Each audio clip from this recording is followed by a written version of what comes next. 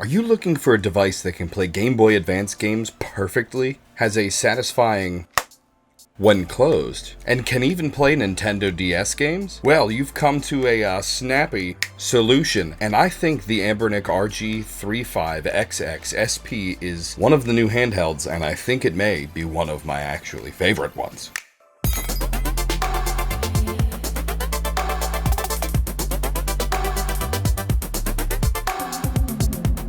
It's July in 2024, and we're giving away an Anbernic RG405M to any of you subscribers. So, to be considered, subscribe down below, and at the end of July, check the community tab to see who's won this device. And, wait, what the? Predictive Science introduces.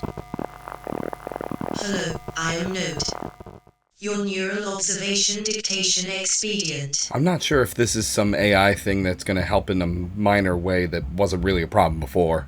Yes, and if you don't want to be homeless, tell the people about the nice sponsors. Oh yeah, that's right. JLCPCB. They are a one-stop industrial electronic platform, realizing digital PCBA processing by incorporating EDA, PCB, parts sourcing, and PCBA services. Wait, so could they make me a Game Boy if I wanted to? Yes, and with increasing investment in innovation and digital systems, they are a leading global PCB and PCBA manufacturer, providing the rapid production of high reliability and cost-effective products. Good, because I ruined my other PCB and want to fix my bad solder job. That's a you problem. And that was pretty easy to order all the complicated PCBs, just a few clicks. Exactly, and their 6-layer PCB comes with free via impact. This helps engineers shorten traces, save board space, and effectively solve routing challenges while designing PCBs.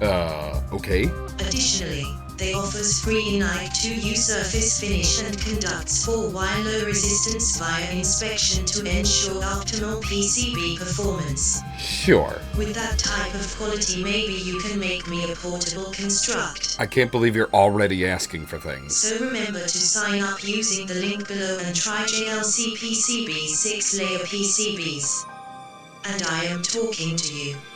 Wait, yes, me? You're on the hook for a stronger compute module.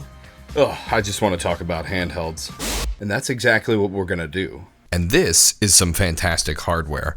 This thing has the clamshell design of a Game Boy Advance SP. It takes pretty much all of its design cues from this device, but it's actually a little bit larger. If you look at each one of these separately, you wouldn't really notice the difference in size. And if you put both of these devices together, the Anbernic one is just larger than the Nintendo one. But this is great because we get a larger screen size out of it, which we have a 3.5-inch IPS 640 by 480 screen, Wi-Fi and Bluetooth, in addition to a fantastic hinge and included magnets and Hall sensing trigger here so that it knows when you shut the device and it'll actually put the device to sleep, which is fantastic. In addition to a ton of great buttons. The A, B, X, Y buttons are clicky and not squishy, in addition to the D-pad, which is also clicky and not squishy. I think they did a great job with the sizing of these buttons. In addition to a speaker with speaker holes right below the directional and face buttons, start and select buttons that are very clicky and not squishy, in addition to a menu button that is additionally clicky and not squishy. On the right hand side of the device, we have a power button and a reset button. I kind of wish they went with a toggle on and off instead of a button here, but I understand why they go with a button because it's cheaper. But I really do like on and off switches. The Logitech Cloud has an on and off toggle switch and I really liked it. I wish more devices would keep the on and off toggles because buttons are not my favorite. And these are both clicky and not squishy. On the left hand side of the device, same complaint here. We have a volume rocker up and down that is clicky and not squishy,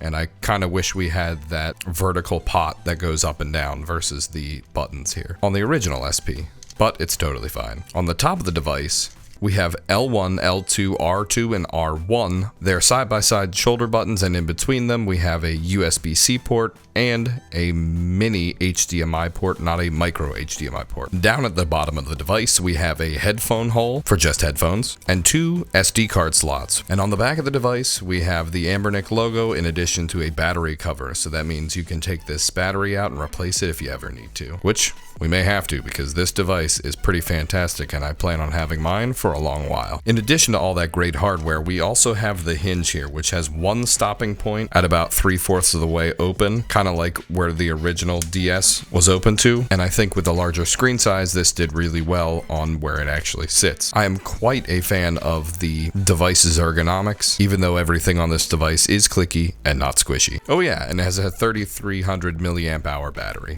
This is a fantastic little device that manages to not lose any flavor of the original Game Boy Advance SP that it's trying to copy the form factor of. I really do like how they added magnets for that hard snap closed, and the screen is miles ahead of the old screen, being an IPS panel. Now the screen doesn't get nearly as bright as I would like this to get, but unless you put it next to a phone or something else that you're going to be playing, I don't think you'd notice the difference just playing with it by itself out in the sun.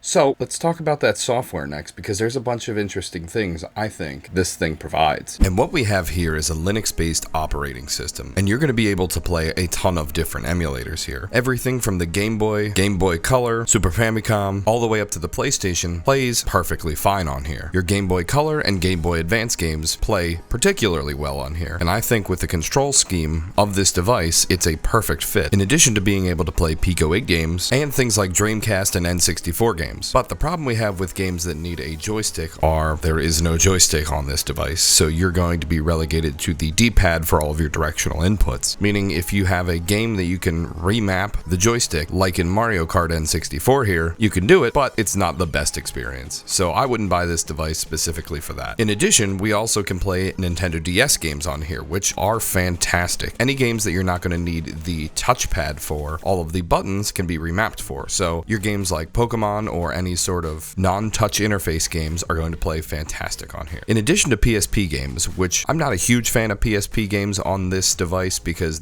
you're missing a joystick in addition to the screen size not being set up for 16:9 very well. That being said, you are able to get some things like Loco Roco playing, and I mean you only have 2 buttons you really use for that game, so playing something like this or some simple games from the PSP collection you may be able to get away with, but this will not pass the God of War test, meaning it will not play the entire collection.